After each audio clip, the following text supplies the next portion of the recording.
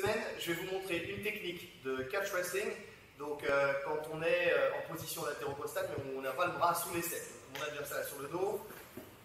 Donc, normalement, on va dire que l'idéal, c'est d'avoir le bras sous l'aisselle pour qu'il évite de passer en dessous et me prendre le dos.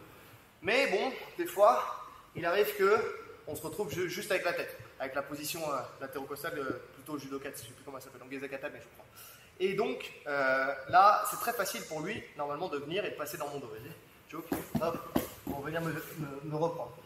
Donc, déjà pour éviter ça, la première des choses à faire, c'est d'avoir un bon contrôle. Pour avoir un bon contrôle, pour éviter que sa tête sorte, il faut qu'on la contrôle correctement. Donc, je vais venir saisir à l'intérieur du cropoplité, refermer ma jambe, et là, déjà, pour lui, ça va être beaucoup plus dur de passer dans le dos.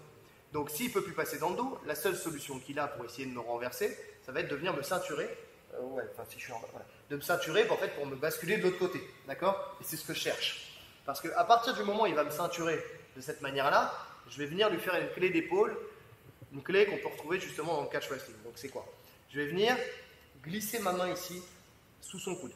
D'accord? Une fois que j'ai glissé ma main sous son coude, je vais venir joindre mes mains, ok, ici, en S-grip.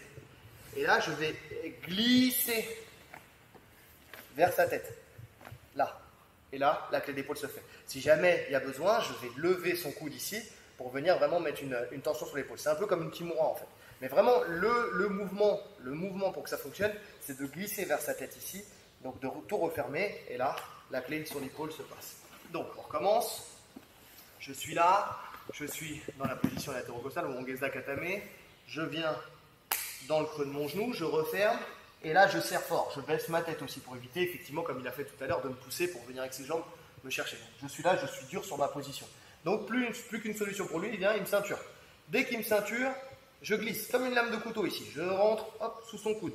Je viens fermer en S-grip. Donc, S-grip, c'est ce grip-là, c'est-à-dire en 10 doigts, là, ici. Je viens fermer en S-grip. Et là, tout de suite, je vais venir, là, directement vers sa tête. D'accord? Je glisse. Et là, vous avez vu, il tape directement avant même que j'ai besoin de lever. Si jamais, donc je vais glisser un peu moins loin, si jamais on est sur quelqu'un d'un peu plus souple, je vais lever ici pour renforcer la tension sur l'épaule et venir faire cette fameuse clé d'épaule. Ok à vous!